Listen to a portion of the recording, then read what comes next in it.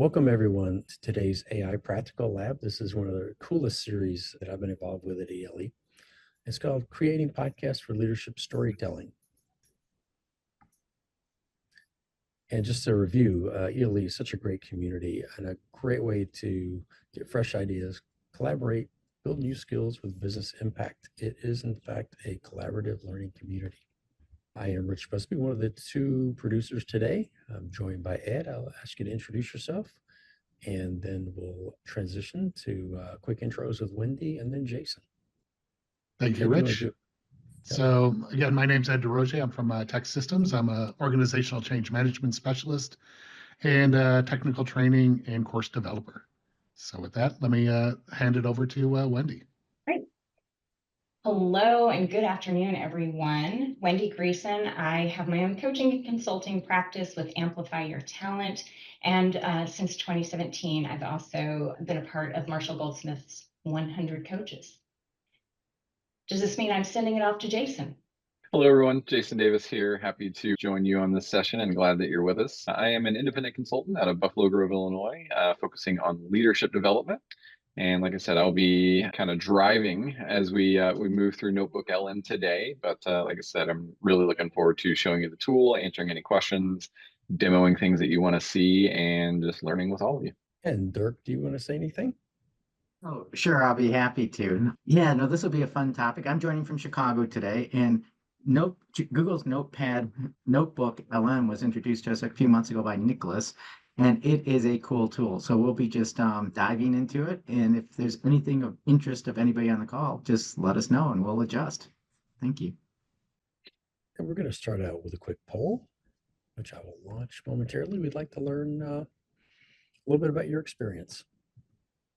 So if you'll respond to that, we'll give everybody a few seconds to respond to that one, and then I'll display the poll results. And by the way, the only reason why I answered yes was because of Nicholas showed us Notebook LM 2 months ago, and I've been playing with it. It's so cool. I might be the 9%. That's what I was going to say. Who's the one person out there? So glad you spoke up there. There you go. So overwhelmingly, it looks like the answer is most of us do not have the experience. Let me stop sharing that for a moment. All right. At this point, Jason, I'll turn it over to you. Sure. All right. Let me share my screen with y'all here real quick. So we are actually just going to jump right into things here. Ed or Rich, would one of you mind throwing that cheat sheet that we put together real quickly out in the chat, so folks want to follow along if they can? That'd be great. I don't think it persisted from when I posted it out there earlier. So we're going to do a real quick overview of NotebookLM and then just get right into using it really. So if you were to Google NotebookLM, use Bing or anything like that, and log in to the platform with your Google or Gmail account, this is the initial screen that you're going to run into. So mine's got a few notebooks that I've already created here. You see these tiles are like individual notebooks. That's what they're called. You can kind of think of those as file folders, different file folders on your machine or anything like that. Each of them are a separate entity and they don't communicate within one another. So I've got a few of them out here already anyway. So it's a pretty clean, pretty easy to use system, much like most of Google's platforms. Really, to get started, you hit the Create New button, and then you're presented with a screen around adding sources. And so in this case, you've got about 20 different sources or file types that you can actually add. So you can use Google Docs, you can use Google Slides, PDFs, URLs, you can upload YouTube videos that are public. The YouTube video does have to have a transcript with it in order for this to work. So just kind of be aware of that. You can actually also upload audio files as well. So just some things to think about as part of that. And then if you just have some plain text, you can upload that in addition. So really versatile in terms of the different kinds of information that you can upload. And a great way to think about, NotebookLM and what it can do and how it can really help you is that it's designed and it's really built to be a research assistant.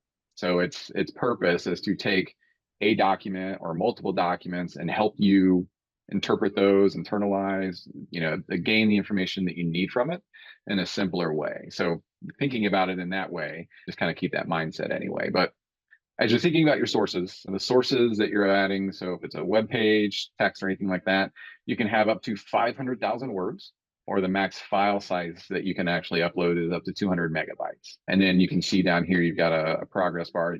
You can have up to 50 sources within one notebook. So again, pretty expansive. 500,000 words can exist on whatever text you're uploading. I looked that up earlier. That's somewhere between 1,600 and 2,000 pages if you were to consider a standard double-spaced 1-inch margin document, 12-point font, that kind of thing. So you got a lot of room in terms of what kind of information that you can upload into the system before you start using it. So any questions on sources or uploading or anything like that before we kind of move on and talk about some of the quick actions here? We'll look at one that's already been set up. But so I'm going to peel back here and I'm going to go to a notebook that I've already put together so we can just do a real quick couple of things looking at the chat. And then we're going to go through the process of uploading a file, seeing what that all looks like, and then asking some questions, going through getting study guides and things like that. So we'll make sure we're showing all of that for you. All right. So a little bit before this session, actually, I was putting together a resource guide or kind of a step-by-step guide for this session. So I actually uploaded different pages from Google's help text around NotebookLM. So there's 6 different websites or URLs that I've uploaded here are part of my sources now. So they're in my source list over here. I've got them all enabled. If you want to kind of disable a source that you don't want to use in the future, anything like that, you can just uncheck it. You can say, all right, anything I do from here on out is only going to be with the sources that I've selected. If you want to re-enable those, you can do that from there as well. After you load your sources, the first screen that pops up here is this notebook guide. And this is super helpful really in just getting started using the tool. So the notebook guide has some suggested actions here around creating an FAQ document, study guide, table of contents, and so on, based on, again, only the source information that you've uploaded. And so that's a key thing to remember for NotebookLM is that it's going to create some text to help make sense of the information and the sources that you've put in together or put into all these sources. But in terms of what it's going to provide and how it's going to respond, it's only going to respond based on the sources that you've provided. So it's not going to use things that, Gemini has been trained on or other LLM models that you might be aware of. It's not using that external knowledge. It's only using the knowledge that you're putting in sources. So it's kind of a nice thing to think about in terms of, okay, is my information valid, correct, accurate? I'd still recommend double checking things, but you have a much better opportunity, I guess, in this case, that those things would be accurate. So clicking any one of these things allows you to run that quick action. So we're just going to do, let's see, I've done a briefing guide already. So let's just try a table of contents. So we'll try a table of contents. Again, these are 6 different URLs from Google's help site that I uploaded specifically around NotebookLM. So let's run the table of contents. And you can see how it just adds things in different notes up here for you. And then after it generates, it'll pop open the notes. We'll let that run here for a second. Okay, so again, it's just kind of taking these 6 web pages that I've given it and boiling those down into a very easy to internalize and use format. So again, this is just off of the quick action. I didn't have to do much for it at all. It's one of the suggested actions that was there. So it just gave me a quick table of contents on the information that I had provided. I'll show you earlier today, I did run the FAQ. So I had it put together the FAQ document for me as well, based on the 6 web pages that I had uploaded. So you can see here, it goes through the what is, how does it work, features, how to collaborate with others. So that's a pretty neat feature. If you weren't aware of that, you can actually share the notebook with other people and collaborate at the same time. Another key thing to keep in mind is that NotebookLM, when it's giving you information back, will give you citations on where it found that information in the text. So it will help you identify where that information come from, again, so you can be even more certain that it's not been hallucinated or made up or anything like that. And I think I have an example of that one in this note. So this is the note that I actually used to create the step-by-step guide. And so in this case, created the step-by-step guide. It's got the citations here. So it's kind of saying where it found it. If I go back to the chat, we'll be able to hover over those. So we'll see that here in a second as well. but it's pointing out in my documents here where it found that information, right? So document 1, document 2, it's just telling you where those things came from. So see, Tatum's asking, are you able to ask for a certain reading level? So Tatum, are you saying, you know, can you write this at a 10th grade reading level versus, you know, whatever it's at now, something like that? Exactly. Like a 6th grade reading level is pretty standard for marketing and communications. So as you know, depending, that's for a generalized audience. And so I was just thinking, is there a way that you could say, I need it to be dumbed down, or I need it to be simpler? You understand? Yeah. I need it to be at a simpler reading level, a lower reading level. That's the great thing about these sessions. We can just try that out. I'm going to assume that it will, but we'll see how that works out. So studying on how to use NotebookLM. What language would you like it in? English? Spanish? Yeah. I mean, why don't we do both English and Spanish? So start with the English and then see if we can do it in Spanish. It's thinking. Yeah. So while it's doing that, you can see here it's got these citations that have kind of popped out in the chat. If I hover over these, it's going to give me the actual text that's coming out of the notebooks.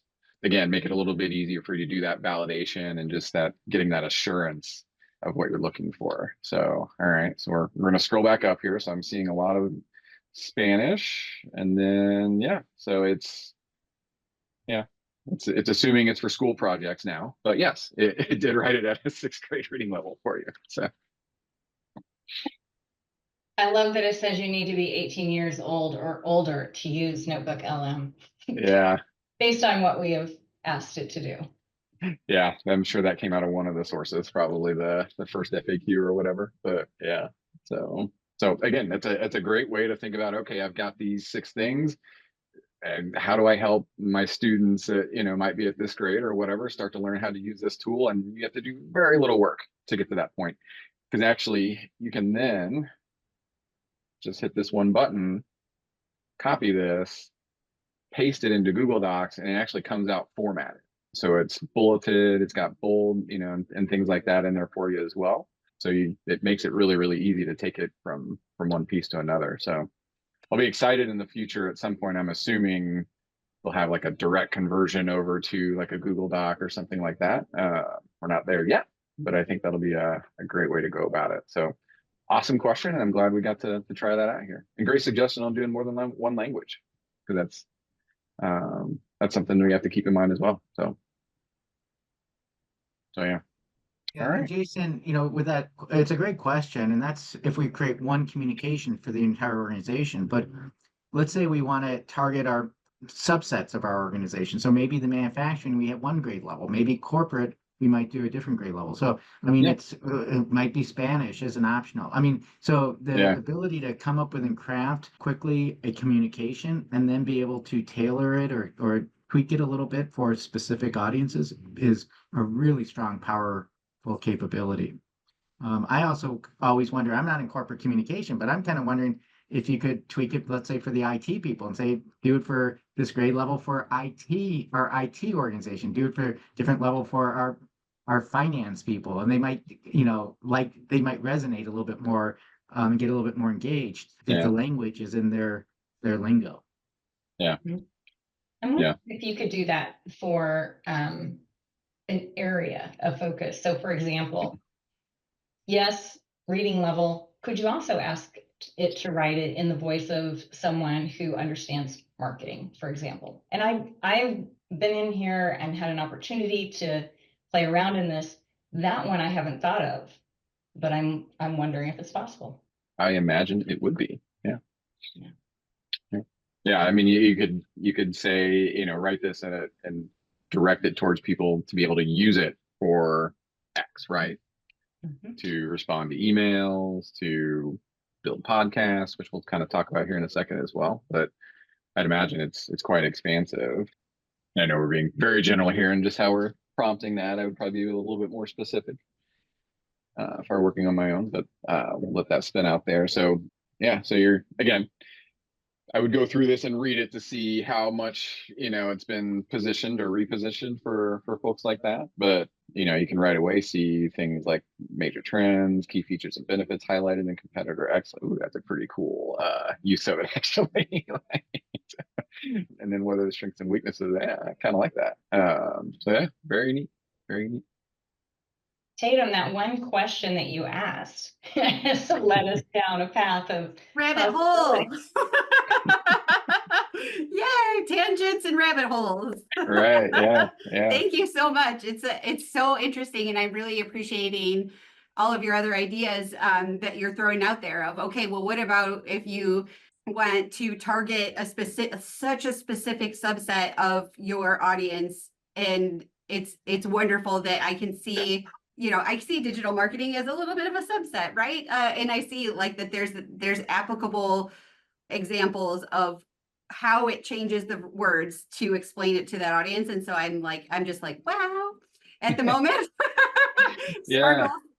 Yeah. I mean, it's just amazing, like what kind of time saver this could be, right? I always like to tell people these tools can get you 80-90% of the way to where you need to be. There's always a little bit of human in the loop that needs to be there to make it, really what you want, and just to make sure things are right. But at a very quick glance here, you can see where they've definitely made some shifts in terms of who they're talking to, right? Like getting into talking about like SEO and things like that. That was nowhere in the other chats or conversations or in this text until we started saying, like digital marketing professionals, right? So it's definitely added some more context.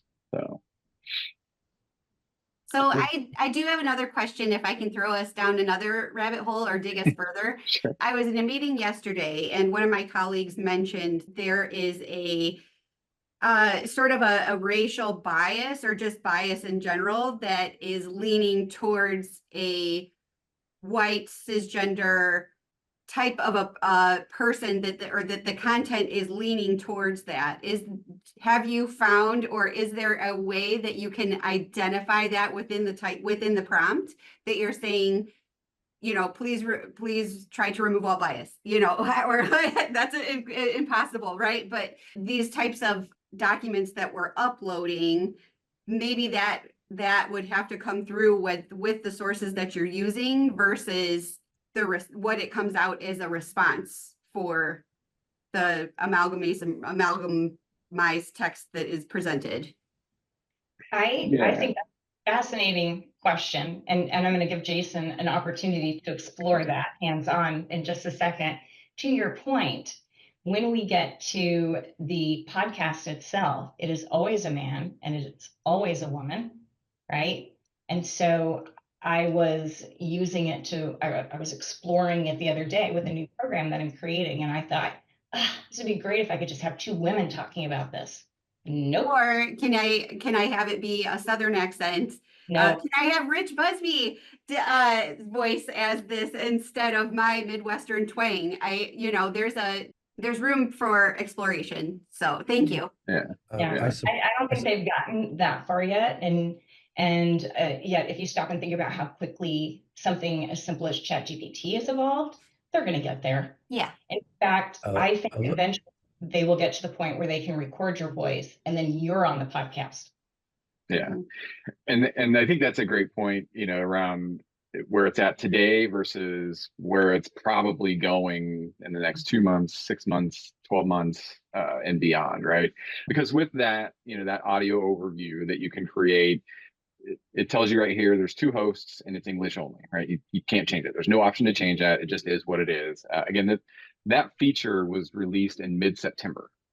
So it's a pretty new feature, the audio overview feature. It's a pretty new feature for NotebookLM. So again, yes, that will evolve, but what they have done with it anyway is allow the ability to customize how you want to kind of position the audio overview that's being given, right? And there's a few examples here that it gives. So you could say, hey, focus on this specific source.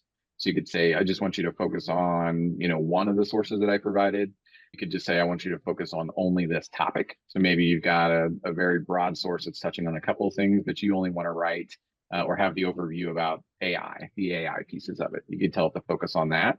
And this is kind of my favorite one. This last example here is targeting it toward a specific audience. And so it's, take this piece of material that I have, whatever that is, and now position it so that it's interesting to a first-time manager, or position it so that it's interesting to an executive leadership team. You can take the exact same piece of source material and write it for all these different audiences automatically. Again, do that 10% check, that 15% check to make sure what you're saying is what you want to put in front of people, but you can position yourselves and put things in front of people in different ways that make it easier for them to internalize. Yeah, Because you've Jason, got, go ahead. yeah, to get to her specific question on the biases, what I've noticed from my experiments, I'm not an expert, but if it does come up by default with that does seem like a bias towards you, then just start peeling the onion. Just ask it for that for this target audience or this profile. Then you can be very specific, and it does behave appropriately. So, and as time goes on, I'm sure it's going to get better. But if you don't ask for it to kind of if you don't navigate it to where you want it to go, it's just going to land someplace in the ocean. And so you really have to take it and kind of tug it to where you want it to be, because it's not going to know where you're at what you're thinking in your head. So that's just my experience. Excellent point. The other thing, there were a few things that were surprising to me. I just fed in the name of a program and 4 quick paragraphs.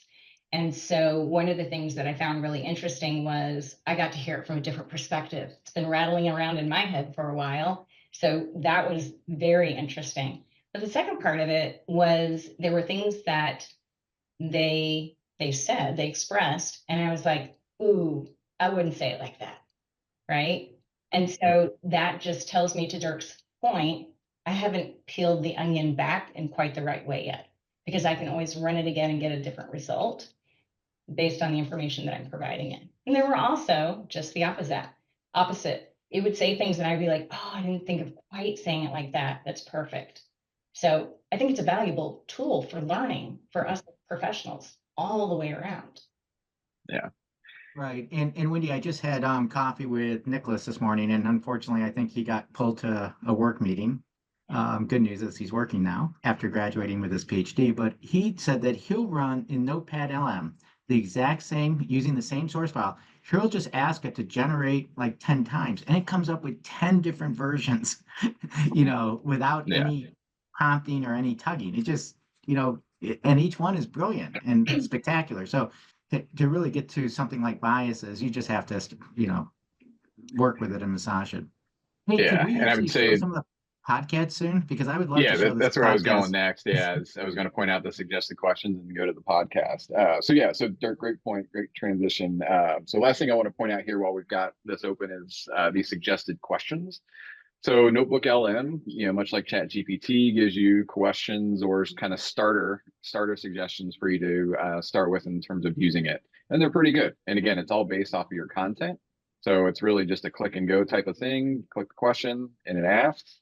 And then you can always add to, expand, and go beyond where that question is going anyway. So and then again, it'll Jason, give you that, we had a really good question from Brian. Again, just a reminder not to upload proprietary or security related documents. I didn't know if you wanted to expand on that one just a little bit. Yeah, so it's a good point. And I think, again, so one of the things, and this is actually in some of the help text, Google says in their help text, they're not using anything that you upload as a source to train their models. So, I mean, I guess I would throw that back to, well, now it depends on what your organization wants you to do, right? Like if you've got material that might be proprietary material that you just don't want to upload or put out in the world, then okay. But you do have that assurance anyway that it's not going to use your data to train its models off of. Now, I still wouldn't put like personal health information, like social security number, like that. Those kind of things just go with general, usage online, right? Like that's just kind of general common sense online. But at least as of right now, Google's saying they are not using any source that you upload to train their models for Gemini or NotebookLM.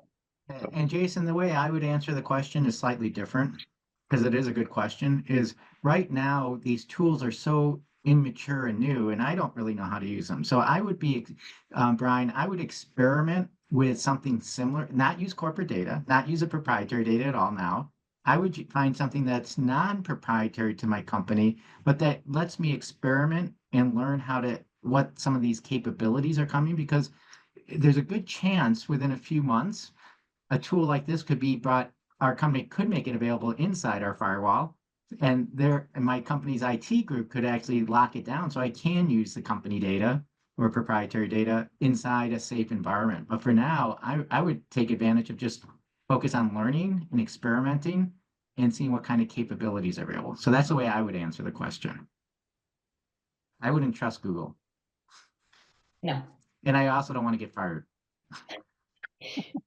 The other thing, and Jason, do you want to go ahead and generate a podcast and get that going? I had a couple of thoughts while you were doing that. One is these podcasts will harness the power of storytelling. And we know how much of an impact that can have on our organization, our learners. And as I'm looking at all of this, I think it would be fantastic to be able to offer a podcast or two as part of someone's onboarding program. They're listening to facilitators sometimes drone on, they're online doing self-paced learning. I think this is a completely different flavor and gives them an opportunity to learn in a different way. It can be a huge impact. Yeah, that's a great point. It's a great point. All right.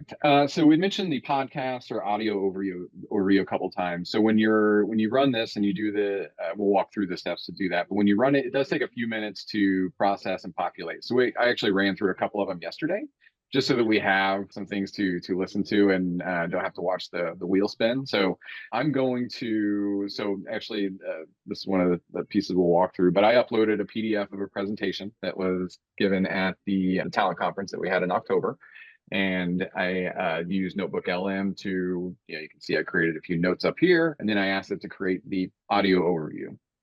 I did not give this one any specific instructions or customization at all on the before I process the overview. So it just is what it is, and kind of their overview of it. And the thing to kind of keep in mind with the audio overview is that the overview that you're being given, or the audio that's created, is just really just an overview of the sources that you provided, right? They're not going on beyond that. It can prompt it to be towards certain audiences and things like that, but it's really only giving, based information or factual based information committed to what you've uploaded as a source. So just kind of keeping that in mind. So we'll play this here for a few seconds or so you can hear a little bit of it, and then we'll walk through the process of how you go about creating something like this on your own. So I'll play this. Let me know if you can't hear it. Somebody start waving frantically. Hey everyone, welcome back to the Deep Dive.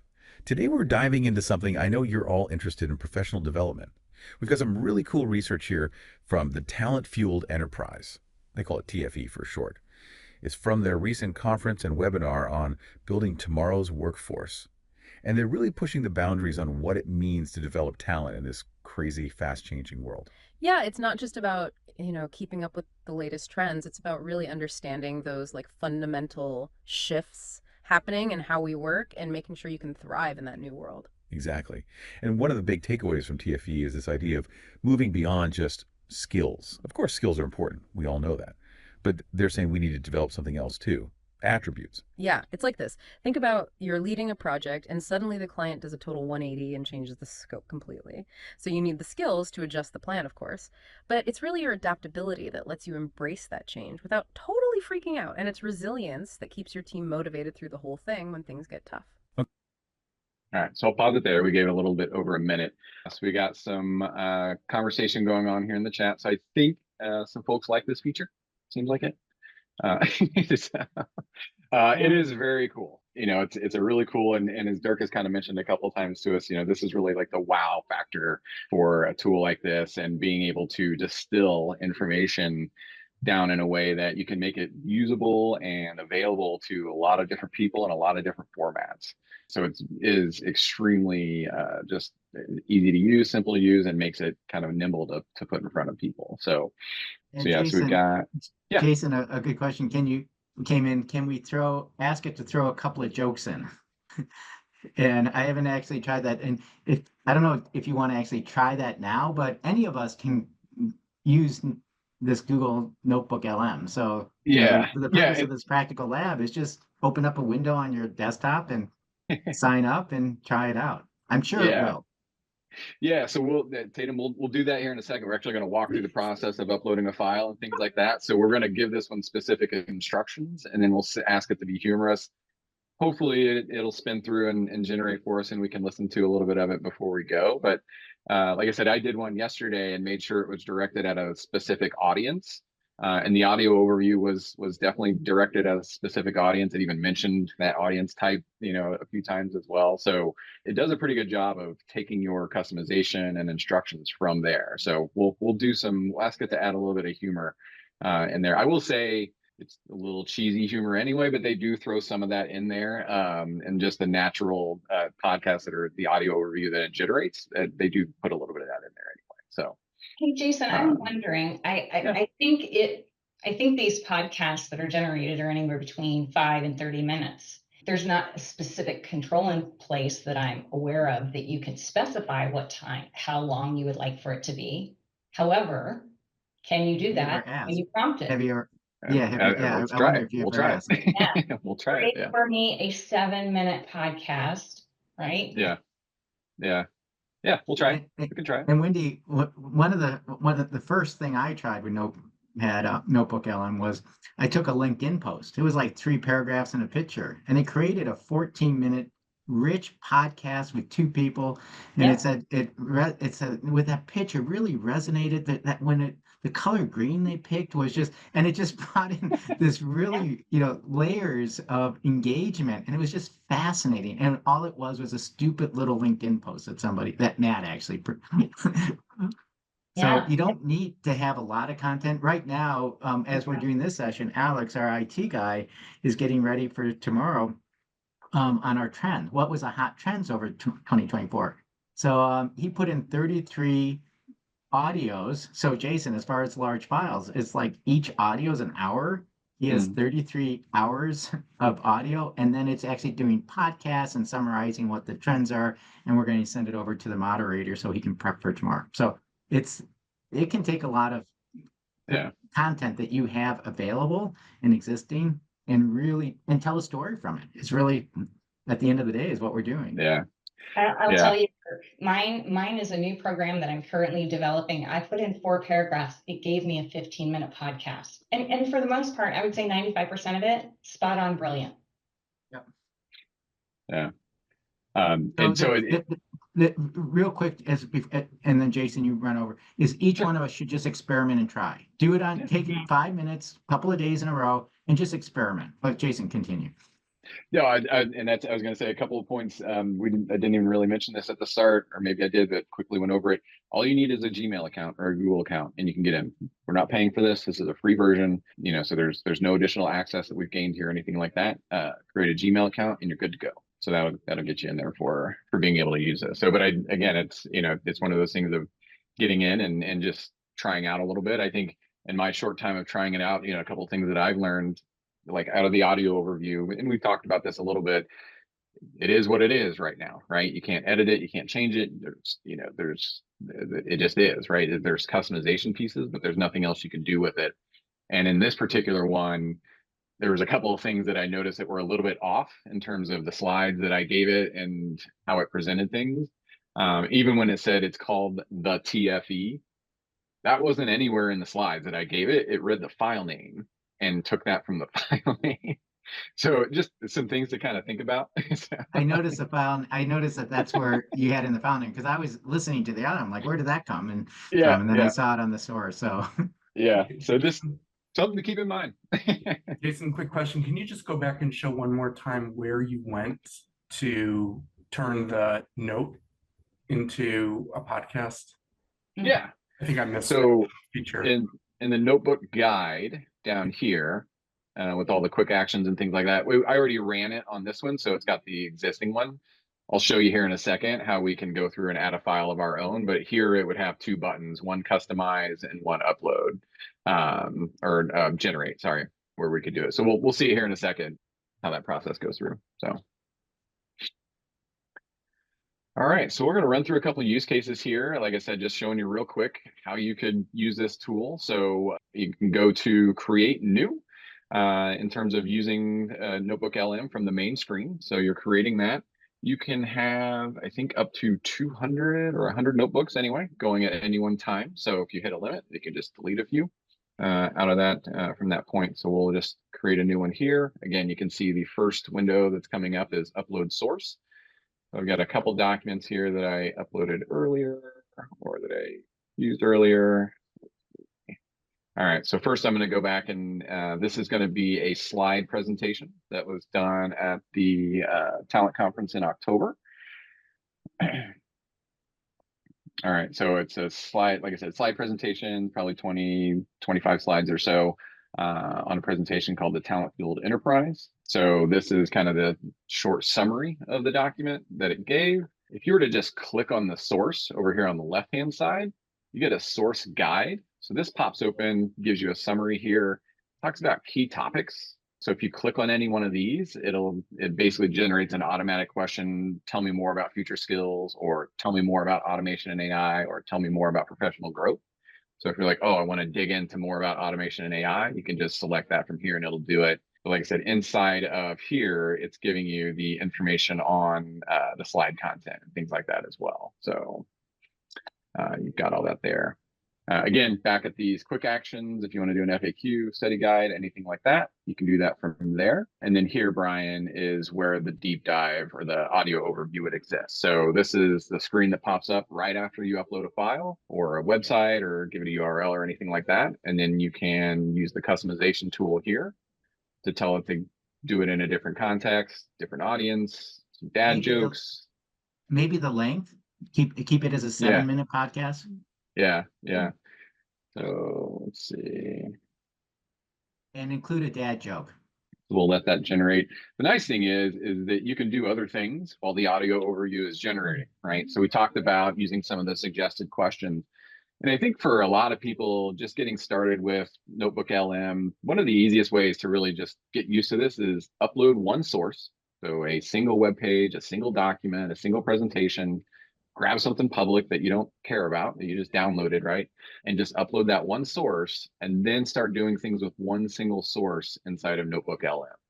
Use it to create an FAQ, use it to create a briefing document. Ask a few questions, right? Use the suggested questions here to just get a feel or a flow for how the tool responds, how it acts, and goes from there. And then if you want to ask custom questions, you can enter them here, right? You know, if you've got something specific you want to ask it, you can do that here, like we did when we asked it to go to a different reading level. So, and Jason, I started with just the PowerPoint, and then I realized I had the video with the audio recording. So then I gave it had the PowerPoint and the audio. So the PowerPoint has some bullets, it has limited information, but it did a brilliant job. Then I added the audio, the discussion that was going on while the PowerPoint presentation was going on, and there's a lot of capabilities. Yeah, I imagine the depth, just of what it was providing got so much better once it had the audio that went along with the presentation as well. Because I listened, when I ran this yesterday, I listened to this one, and then we'll do it. I had an audio file that I uploaded in the second use case, and that one is much more expansive in terms of what it provides and some of the details and particulars that comes out of there. So while this is running, I'm just going to open up a couple of these suggested Jason, questions. While this is running, why don't we just have a few people turn on their video, turn on their mics, and reflect on what's going through your mind? What's, just love to get some other perspectives. Who wants to go first? We can call on somebody. Yeah, this is Brian. I'll jump in. Awesome. I mean, I'm a little overwhelmed actually with just all of the different possibilities. Like, I kind of am very excited to go and try it and play. And gosh, I can imagine like everything is going to be NotebookLM now for me for the next.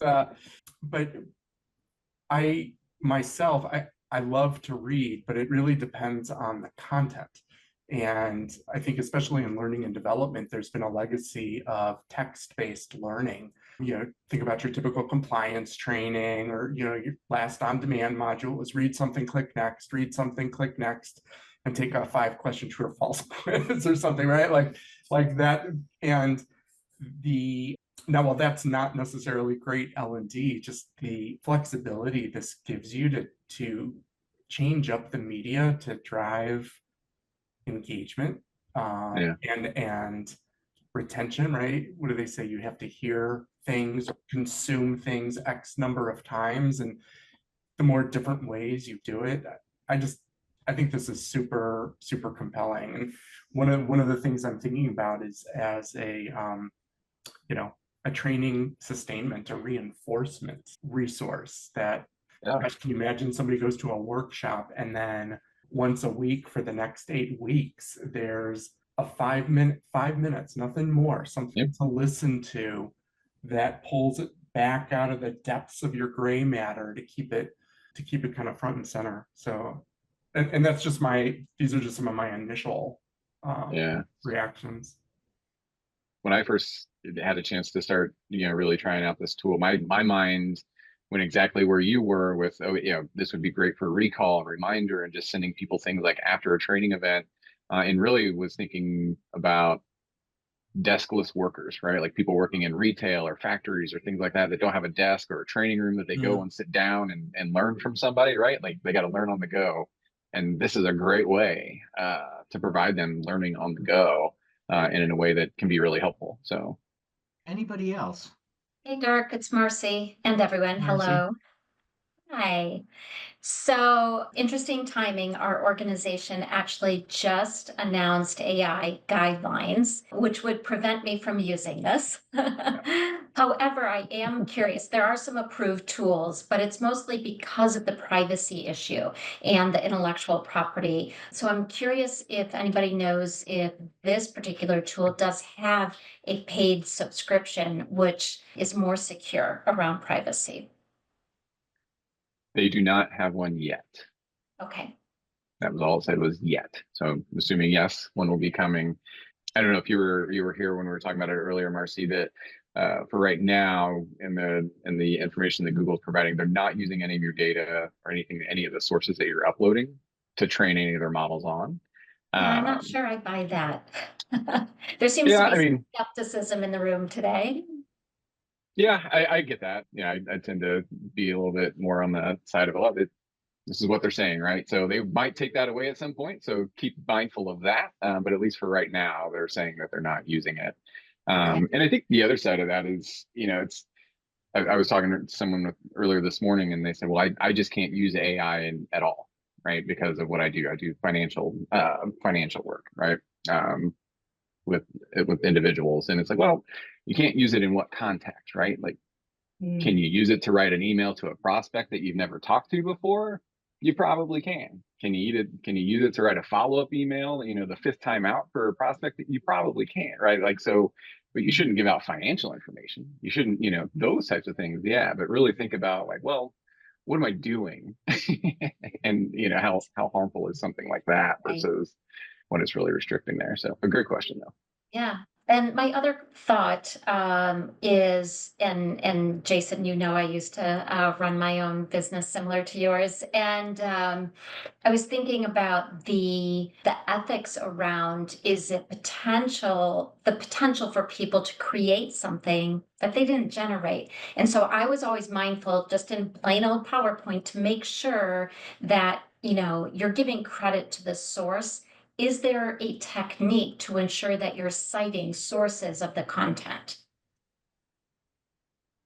I will tell you how I personally do it. That's the human side of this whole thing, right? And that's, that we mentioned a couple of times, things like this can get you 80-90% of the way to completion, but there's that human aspect of, and I did this the other day. I mean, I used AI to help me summarize a text out of a book in a different way, but I still said, this is where I got this information from, right? Like even it wasn't even the exact quoted text, but I still kind of listed, this is where I got this specific piece of information from. But ChatGPT didn't give me that. I had to be the one to say, all right, I need to be, right here and provide my source information as I'm really thinking about this. So that I would say is probably still more on the human side. I'd love to hear what other folks kind of think about that though.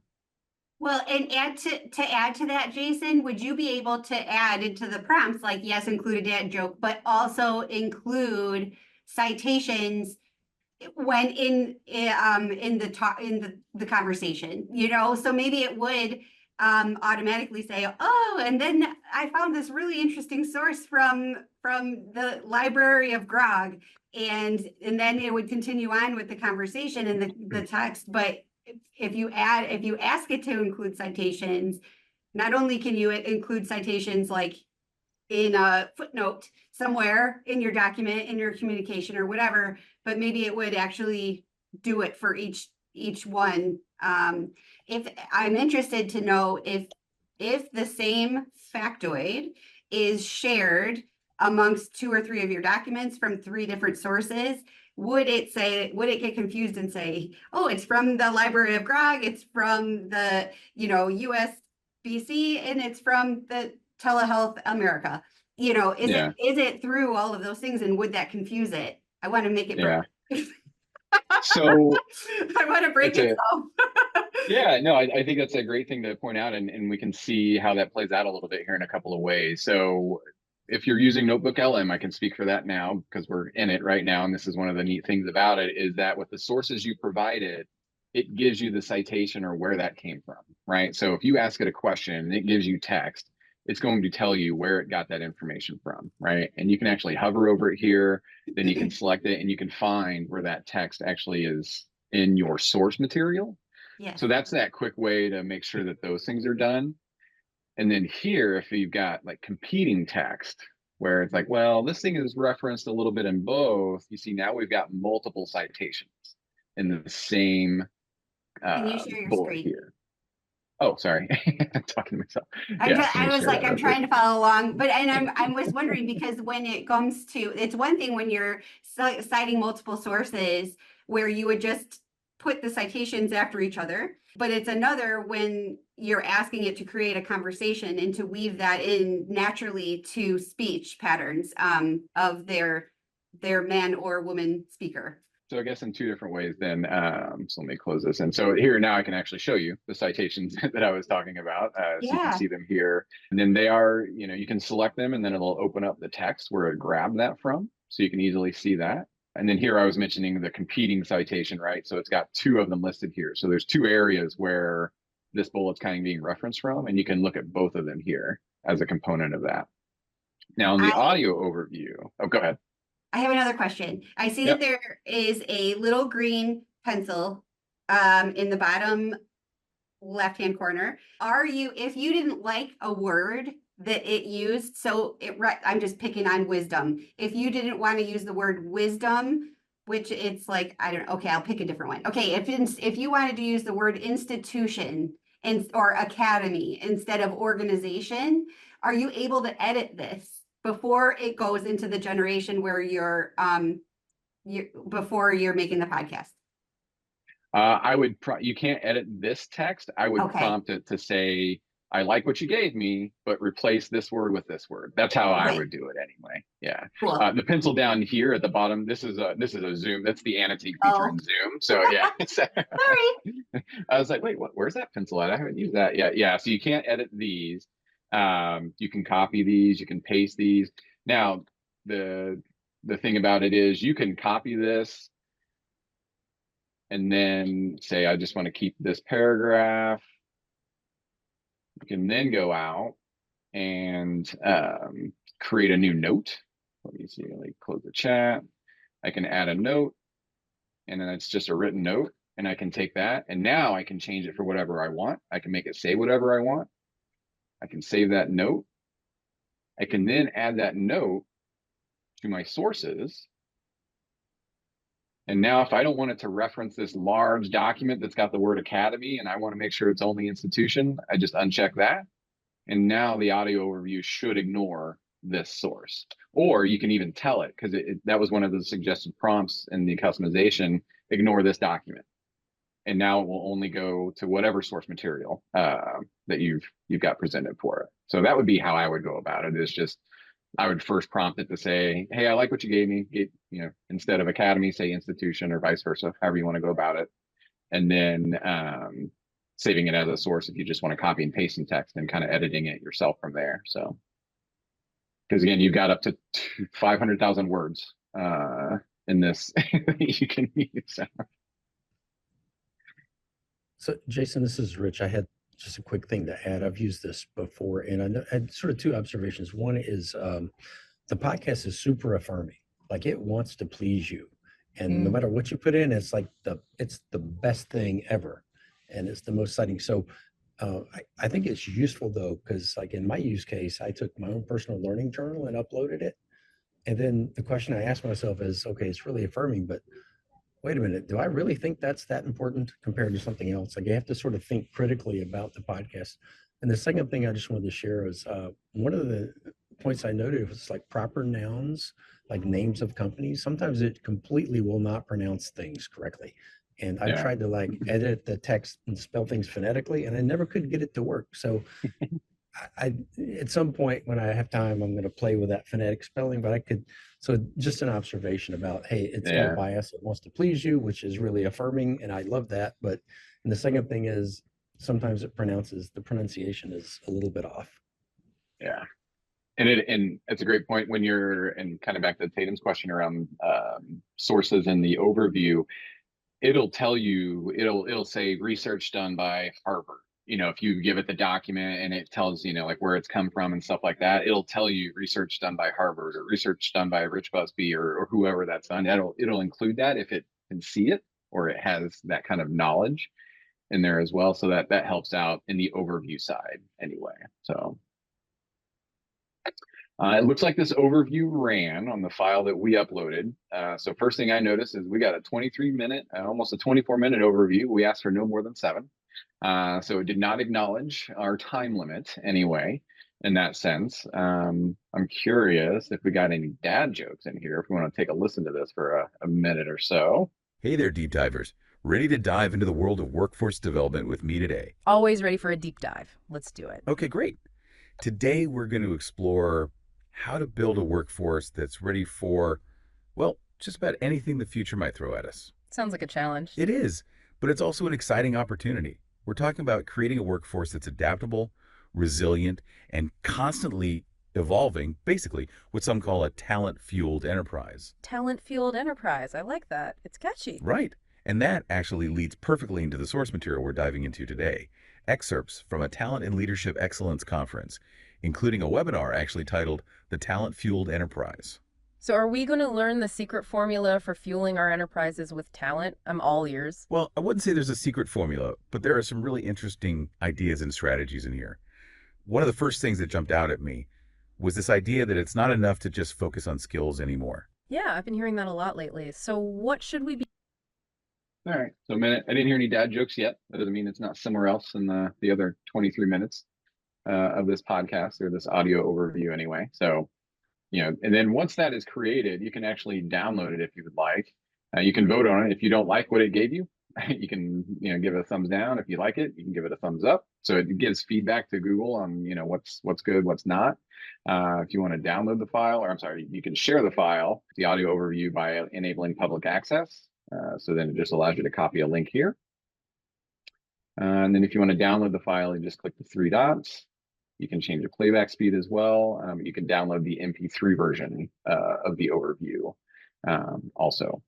And if you don't like it at all and you want to prompt it with something different, or you want to give it a different spin, you can just delete the one that it's given you already and kind of start fresh. So I don't need to keep this for any particular reason. We'll go ahead and delete that. You can see now we're back to 0, right? It's like, all right, well, you went longer than 7 minutes and you didn't give me the information that I wanted, or you didn't have any dad jokes or whatever. Then you can go back and kind of reassess that. So any questions, thoughts, or conversations you want to have on that before we kind of take a look at another use case here? Just a reminder to use an iterative approach as you're going through these. Use, specific prompts, try to get the topic, kind of scaled down. That will really help you out. So I put some suggestions in the chat from NotebookLM that indicated that you could go through and kind of customize your podcast. You really can't break it down to a specific minute, type of situation, but you could be a little bit more iterative. You can go through and maybe edit it with some extra tools after the fact, or tell it to cut out specific sections. So there's lots of ways, but I always like to take the iterative approach, just like in Agile Scrum. You can go through and just kind of pare things down and get your ideas or combine it. So maybe you go through and say, I want this topic only, and then you can combine the files together. So just some other approaches. Great point, Ed. Great point. Okay, so that is uploading a PDF, a presentation, a PowerPoint, or anything like that. Second use case I want to take a look at is just uploading an audio file. So this was, again, it's a presentation that we actually, or Dirk had recorded from the talent conference in October. And in this case, the presentation slides, this conversation was really more of a, in-person conversation, more between the room, not necessarily slide driven. So there wasn't much from the slides to kind of pull from or get a lot of information from for NotebookLM here. So decided to use the MP3 or the audio file in this case. So I'm going to walk through that. Process is exactly the same. You select your, you open a new notebook, you select your source.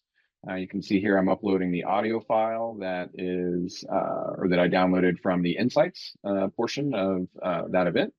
And one really nice feature of this, and I think I mentioned this earlier, is that with audio files, it'll give you a fully transcribed version of that file as well, that you can then copy and paste that text to do whatever you need to do with at that point. So it's a really nice feature, with NotebookLM that was it's a nice add-on there. So you can see here, this is taking a little bit of time to kind of spin through. But when it comes through, it's going to pop up the notebook guide again. You're going to see the summary, similar to what we just saw the last time. Yeah, here we go. So then it's acknowledging where the audio is coming from, leading as a catalyst. You got the same quick actions that you can take up here on the top left of the screen. We've got our audio review sections. We'll run that again here in a second.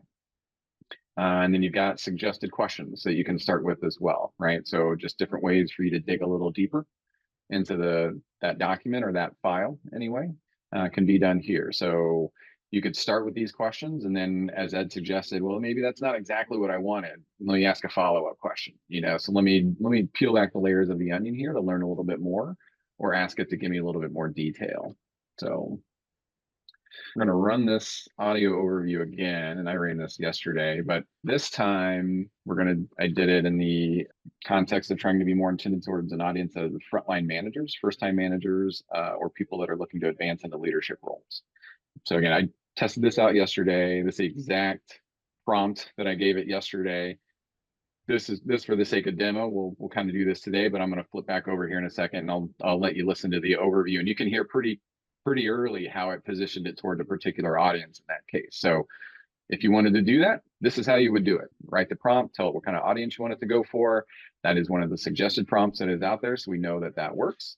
And then you hit generate, and then it takes its time. So I think this one is about a 34-minute audio file, maybe a little bit longer. So it's probably going to take a little bit to generate this. I'm going to pop back out of this, go to the one that I created yesterday so that we can see it and listen to the podcast or audio overview that I created directed specifically at frontline managers. So again, just if you weren't following there, as you create notebooks, they get saved in this space. Any of them you can go back into and continue on from where you left off the last time. So I'm just going to open up the one I created yesterday. Let's see. All right. So again, our prompt here, or our context, was this audio should be directed towards frontline leaders, first-time managers, or people looking to get into a leadership role. So I'm going to play that audio here for us again. Welcome to the deep dive. We're all about cutting through the noise and getting right to the heart of things. Love that. Today, we're tackling something super relevant if you're, say, a frontline manager. Oh, yeah. A first-time manager. Definitely. Or, heck, even just thinking about stepping into a leadership role for the first time. That first step can be a big one. Huge. It's all about leading as a catalyst.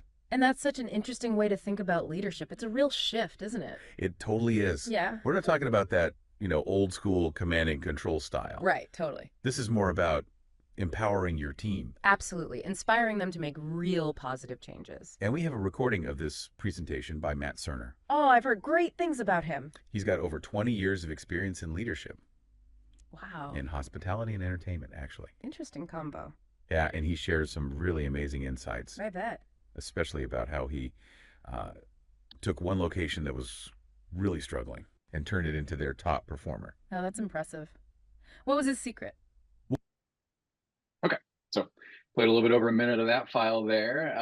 And again, you can, like I said, within the first 30 seconds, it identified the audience that I had given it anyway in the prompt, and really pulled that out there. So it really kind of identified who that was for very, very early, which I thought was great yesterday anyway when I was listening to it. So.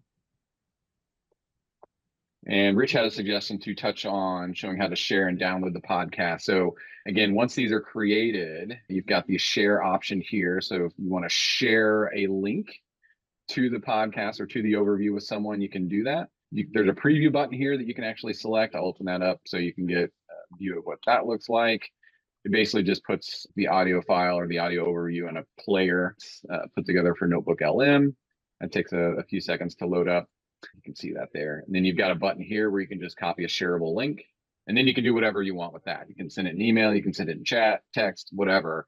Share it in whatever way you need to at that point. But that's a quick way to do it from there. You can also do that from this screen right here, right? So if you didn't go to preview, just hit the copy share link. Same thing. Copies it to your clipboard. Tells you right here. And now you can put that in email, text, a document, whatever you want to do at that point.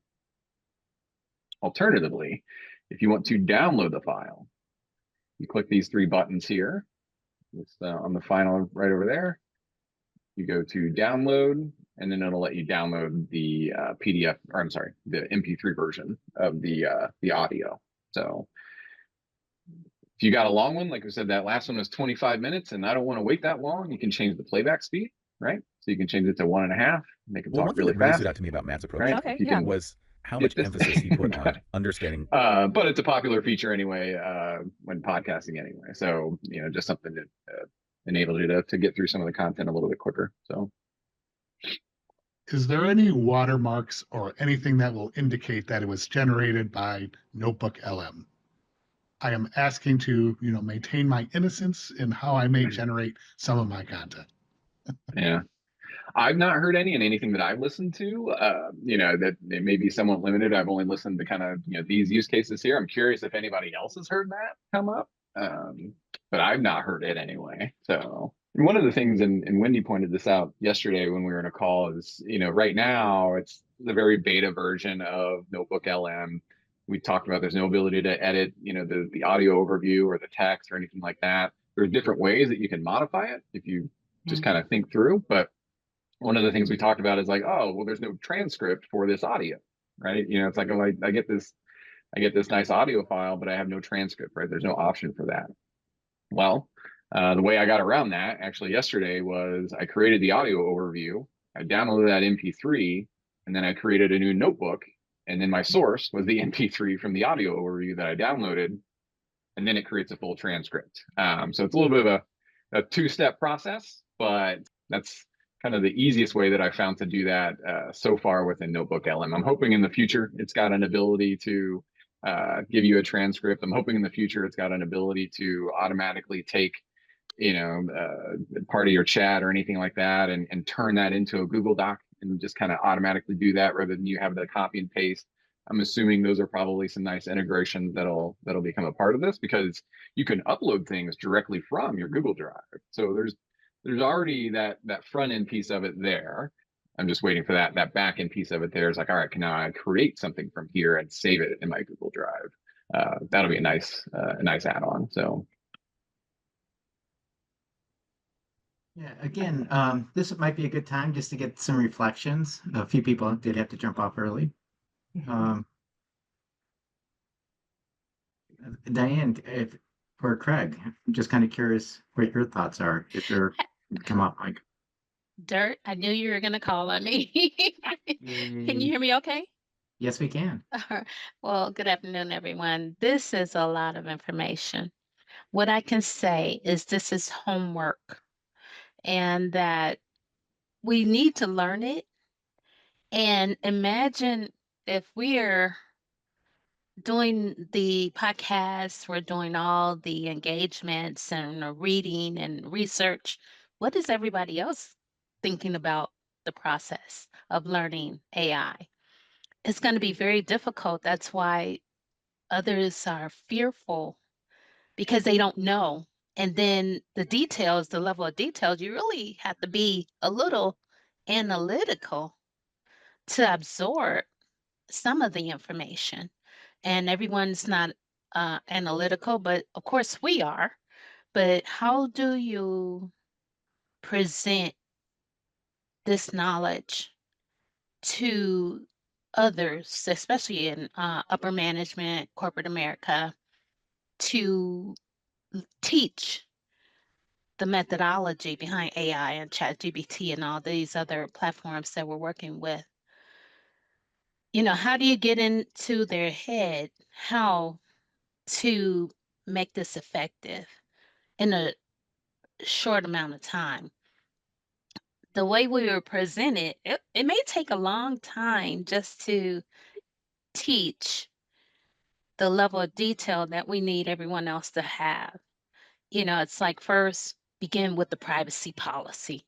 Second, we really need to create an outline to be able to introduce the methodology to others. That's my point. Yeah, and so I mean, there's a couple things there maybe that I'll touch on, and if I'm headed down the wrong path, let me know. I think one of the things you pointed out really is, and I've been reading a lot about this lately, is just this kind of lack of guidelines or guardrails, so to speak, for people to be able to use AI within their organizations, right? Like Marcy, said that they got guidelines and it was basically nothing at all. That's not good. That is not beneficial. That is not innovative. What is innovative, what is good is, all right, here's what we can do within it. Here's what we can't, right? Like we just talked about some things that are very non-compliance heavy, like I'm just creating text, right? That is not harmful. It's not, there's nothing wrong with it that I'm sending to a prospect that has no financial tips, advice, information, anything like that in it at all. I struggle to really understand why a company would say, no, you can't do that. I can't wrap my head around that. I get, yes, you need somebody else to read it. Yes, you can't just take something out, copy and paste it because you're responsible for those things. I get those things, but I don't understand the don't use it. That's where the human in the loop process of it really comes in. And the other thing you kind of mentioned just around, go ahead, Dirk. At our October conference, Josh Pinzel at the very beginning in the auditorium shared some research. 78% of your employees are using AI at work, whether you know it or not. That was when Marcy said that, the policies, we can't use it. Well, guess what? People are using it. Right, yeah. And the other thing, Diane, I think that we have to unlearn. What you said is that how do we actually make sure we provide enough training and detail, rigorous, foundational, so people can be successful? That's the old days. The stuff is changing so quickly. And so the TQ that I put in the group chat, the picture, TQ is something that has been introduced to ELE this year. And it's really the ability to strategically learn, leverage, and share. So instead of us trying to have a formal training program to teach the entire organization, when you learn something or I learn something, Wendy, Ed, we just learn it. And then if it's useful for somebody on our team, we share it with them. Yes. And so it's this it becomes a learning ecosystem embedded in the organization, opposed to trying to go to school to learn something in a formal manner. Yeah, the only reason I stated it that way was because when I mention it to others, there's resistance. Oh, And at the same time, what's the generational gap? It's like, are the younger millennials AI 100% in? I'm in upper level, put it that way. It's I think it could be a fun thing, a way to make it fun to, when we introduce these areas to the, I guess, younger generation is what I could say. New career, early yeah. career. Well, the AI is everywhere. It's on our It phones. is. It's, we type something in either on our phone or on our PC and it gets auto-corrected. that's AI figuring out what words we probably mean, even if we don't know how to spell it or even finish typing it, our Google Maps, our calendar. So this um, TQ, or this AI literacy, is a really powerful model, and that is just as we learn strategically, just share with each other. And so, Yes. and that's why one of the things, and I think there's no question, Diane, you're spot on. A lot of people are scared. So instead of learning it, just experiment. As you experiment, guess what? You're learning it. Mm-hmm. But it's a softer way, and it's a less threatening way, Mm-hmm. opposed to going to have to learn something, get tested, pass, fail. That's not where we're at. We're you know, just pick it up and go. Yeah, I Yeah. love it. Yeah, this is good. Yeah, and there's definitely that learning component of I need to learn the tool. I need to learn to get useful at or get good at it. How do I be effective and efficient at it? There's certainly knowledge built over time. Using Chat GPT and just using it back and forth, and now I've used it enough where it's like, all right, I feel pretty proficient about what it's giving me, what I can give it back, how I can prompt with it. I mean, I've used other models and things like that. I just have a preference for Chat GPT because that's what I've used the longest and what I'm most familiar with in terms of an expectation, and then in terms of what I'm going to turn around and do with it. And I think that's a Jason, really and neat piece. I think Wendy really nailed it at the beginning of the power of storytelling. So I'll just give a live example. Yesterday, Julian said, can we tell it as we look at ELE's 2024 in review, what stories are being told? So Megan said, let's take the top 10 events. So we shared the top 10 events, and he's like, I don't see the story. Well, I put the audio for 33 of those top 10 events because two of the events were conferences that had lots of breakouts, and Notepad came up with the trends and the story, and if we can be thinking more of how do we present what we need to get across as a story, that might resonate and have better retention. We might be able to communicate, the important issues better. So I really see this as an opportunity of not really just creating podcasts to throw out as generating content, but more of how do I start telling stories more so that it's easier to resonate with people. So it's less on the tool and more on how could I be a better storyteller for the world around me. So Yeah. Great Craig, point. Charlie, do you have any thoughts? We're running out of time. Love to hear if you do. Greg, honestly, I probably echo some of the same thoughts that Diane shared earlier. Not so much in terms of the restriction in terms of use or the ability to sell it, but I do think that there's a lot to learn here. I won't use the term overwhelming. I think it becomes a challenge in terms of understanding some of the technical use of AI, the appreciation of AI as well.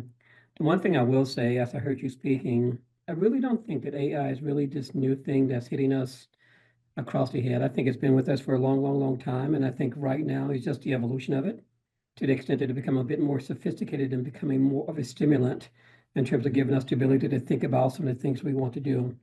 So the piece that you shared today with the notebook, the utility in terms of producing podcasts, sort of exceeded some of my expectations because I was looking to see how do I better do podcast.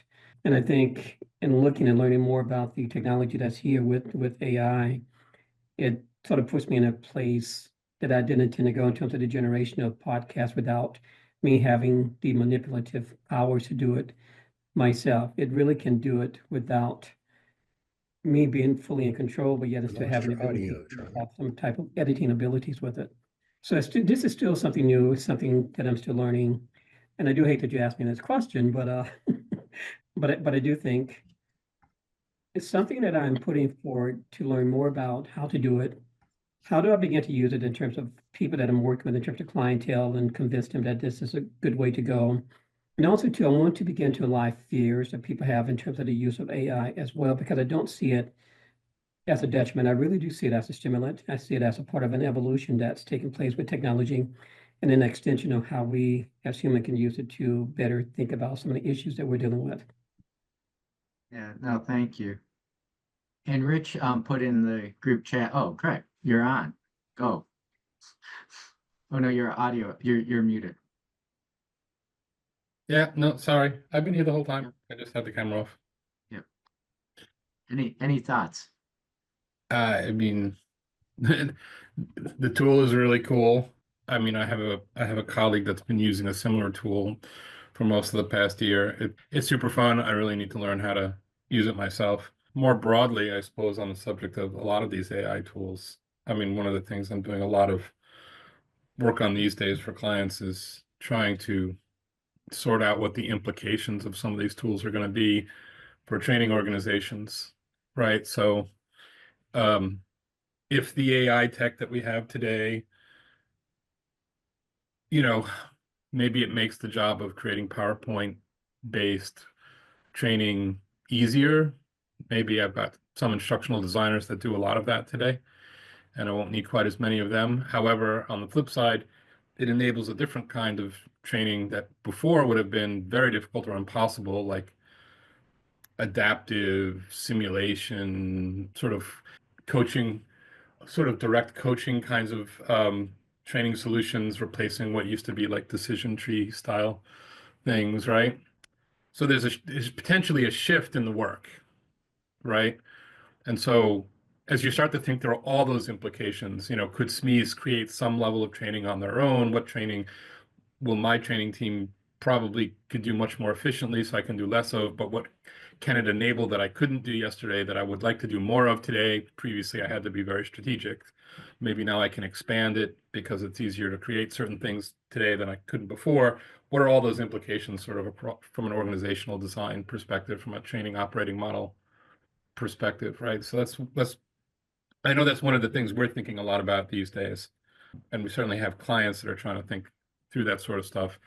And it's just super helpful to have like these live tangible demos because there's so many tools. And despite the fact that I really try to keep on top of them, there's just more being developed everywhere all the time than I can keep on top of. I mean, I use AI tools a lot these days, but a variety of different kinds of tools. But it's just one me, and there's a lot of tools in the world. So I appreciate these webinar opportunities to keep me honest, keep me moving forward. Expose you to something cool. Yeah, and just in closing, Rich put a quick little question on. He's curious if employees might be more likely to listen to weekly podcasts than read weekly emails, internal newsletters. So kind of like Craig, as you're talking about the PowerPoint learning versus learning through storytelling and podcasts. So Christ, I would. I mean, there's so much more engaging listening to two people go back and forth like you were demoing than like reading anything. At least for me. I don't know if I speak for everyone, but think about it from a learning and design aspect. So if you can take that podcast, lay it on top of a Adobe Captivate demo and see the positive, results of how do I log in? How do I do this? How do I kind of complete a task? That's where you can go through and use some of the exciting combinations of multiple technologies, as long as you have, the podcast feature. I was looking at NotebookLM and I'm like, I can generate a frequently asked questions, by uploading 14 different, PDFs and docs, then have it go through and extrapolate that out into a quiz questions for my LMS course. So those are some of the things that I can do rather quickly, being a one-man show. And then we can go through and combine those up, see what technologies that we can use, see what, other items that we can, do to really wow the learner. So that's where, this stuff gets a little bit more exciting.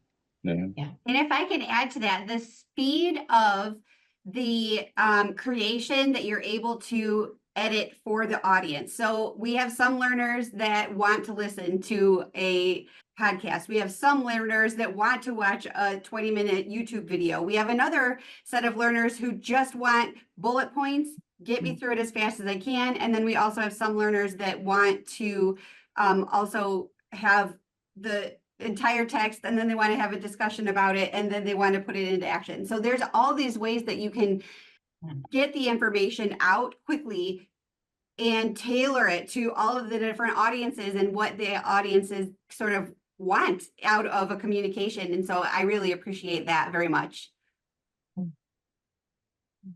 I mean, and speaking as a management geek, I've been using AI a lot recently on these strategic projects. Like, you know, these projects where it's like, oh, interview a couple dozen executives and summarize the themes that they're talking about, and, you know, summarize the skill gaps or whatever it is you're looking for, the process, pain points, et cetera, right? So I've been leveraging a lot of AI tools to, you know, transcribe the interviews and then use the AI tools to actually find the, you know, read over the transcripts and identify, tag the different points that are in common across the different things. And, but one of the things this thing made me think of is it's still pretty, currently, the AI has given me some acceleration with that bit, but then I still have to create a stupid PowerPoint deck to summarize everything. And like, wouldn't it be cool if I could, you know, bring up a different tool to say, okay, all this great data that this one AI tool over here just helped me create, you know, collect in terms of trends across these interviews and such.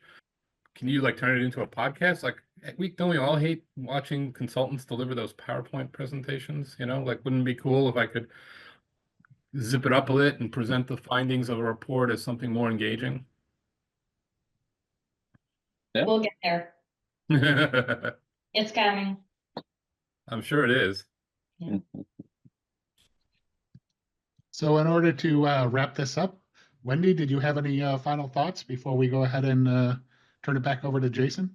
You know, I think in the description of today's session, it also mentioned Marshall Goldsmith, and just, you don't need me to navigate for you. If you want to go to marshallgoldsmith.ai, which he refers to as MarshallBot, this is his way of preserving all of the work that he's done throughout history as an author and a coach. And you can go out and you can ask him questions, and it's just as if he were sitting across the table from you and can share some of his wisdom. So Marshall is all about giving back. So there's no charge for using it. It's a great resource if indeed you do follow his work or you value his voice in leadership development and coaching. There you go. .ai actually. Yep, Yeah. I wanted to put both of them in there. So Excellent. we have the AI and the com. I'm sure he appreciates that, Ed. And then Jason? My last comments are just thank you all for taking the time to go through this with us today. Thank you for your questions, your prompts, your suggestions on, hey, can we try this? That's exactly what we're trying to, I feel like anyway, trying to accomplish in these sessions are, hey, that's really cool. Let's go on a little tangent and see what happens if we press this button or do something here. So appreciate the opportunity to do that with you all. I'm looking forward to doing it again. Thank you, everyone. It's awesome. Thanks, everybody. Thank you. Thank you. Take care. Thank you all. Bye.